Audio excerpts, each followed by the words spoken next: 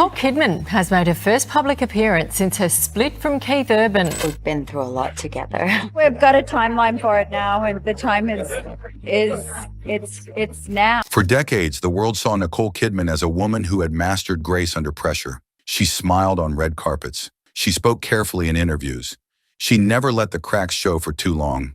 And beside her stood Keith Urban, a man whose music spoke openly of pain, healing, and redemption.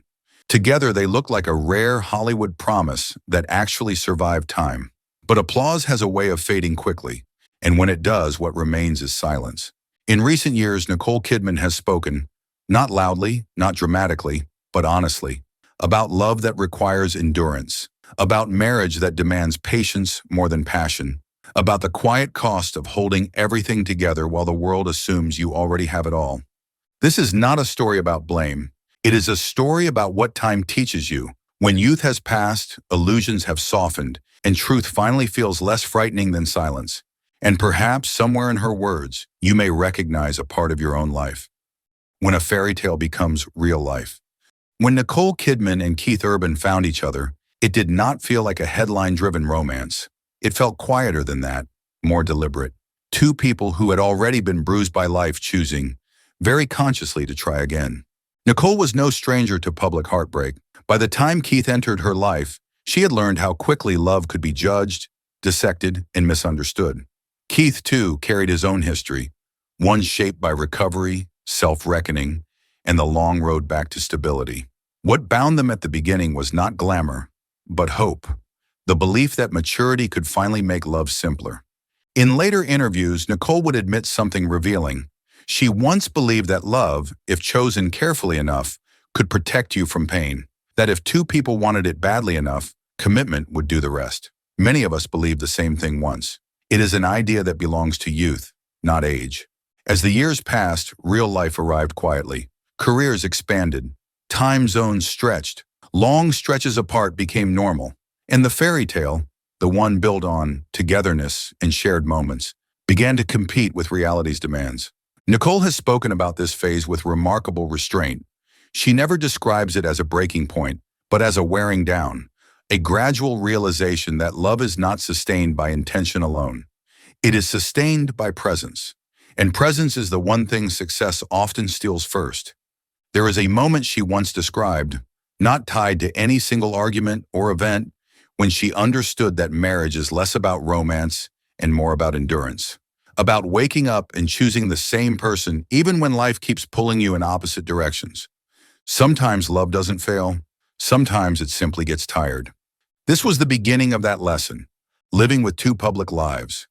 What few people understand about long marriages in the spotlight is that fame does not arrive equally. It comes in waves. One career surges while the other waits.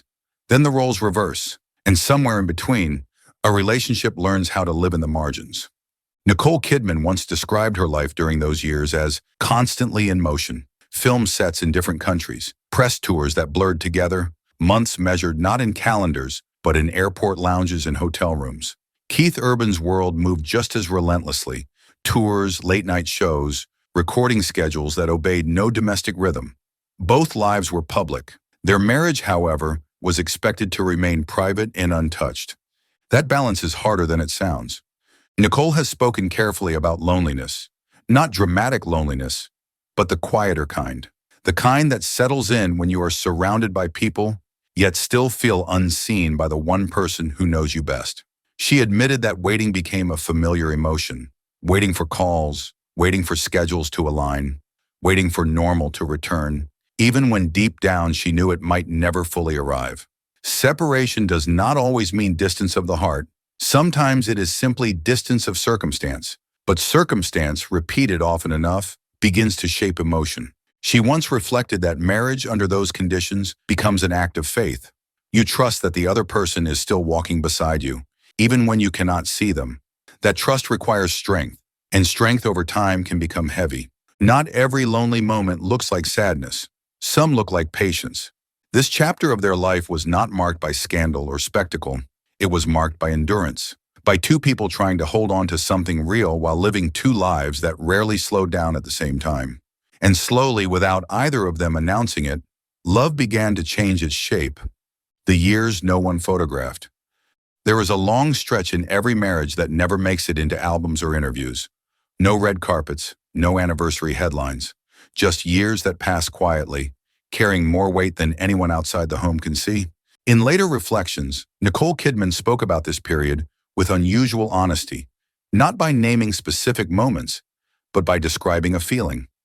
She said there were times when she felt she was holding everything together with intention alone.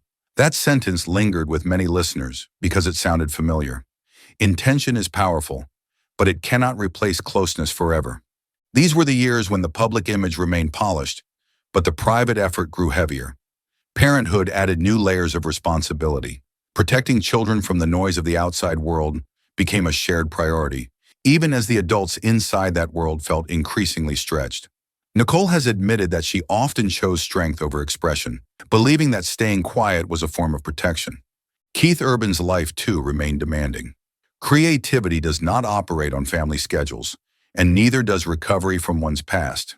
Love in this phase became less about romance and more about maintenance, about keeping the structure standing even when the foundation felt strained.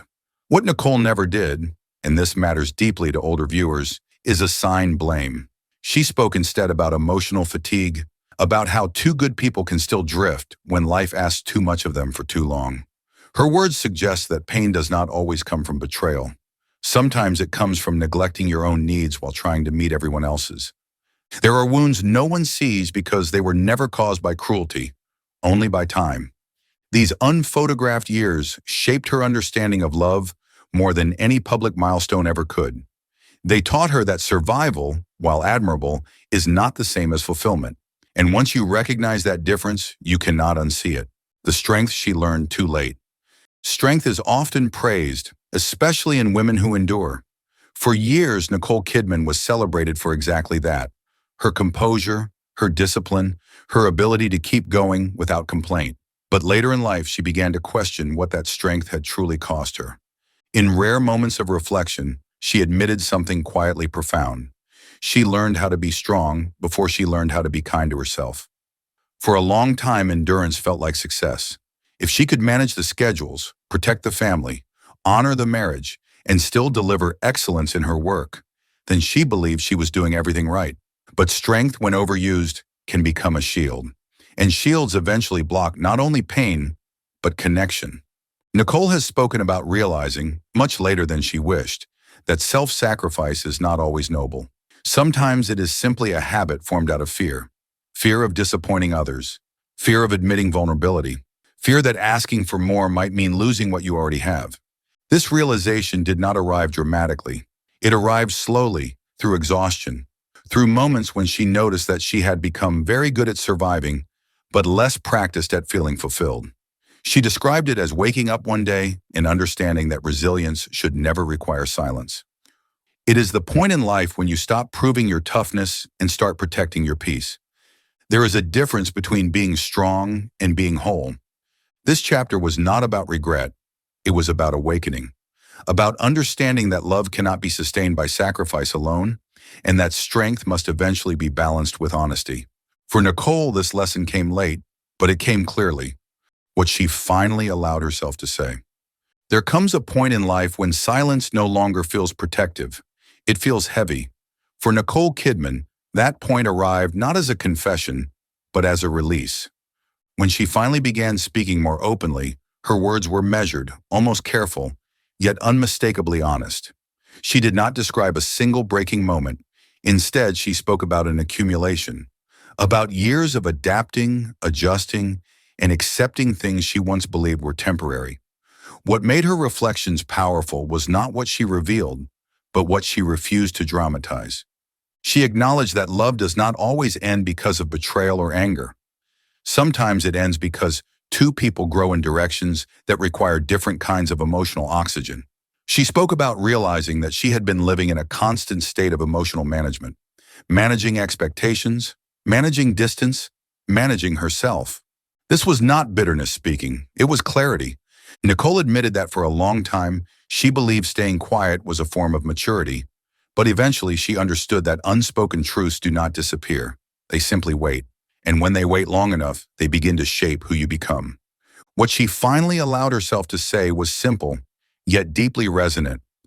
Love should not require you to disappear. Not slowly, not politely, not in the name of peace. Older audiences feel this truth deeply because many have lived it. They know how easy it is to confuse patience with denial and commitment with self-erasure. Nicole's words did not accuse anyone. They illuminated a reality many recognize but rarely articulate. The hardest truths are not spoken in anger.